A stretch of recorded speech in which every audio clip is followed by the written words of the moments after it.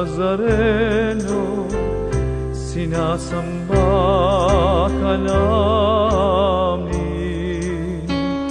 pinipinto ka namin. Aral mo ang aming buhay at kaligtasan, Nuestro Padre Jesus Nazareno. Iligtas mo kami sa kasalanan.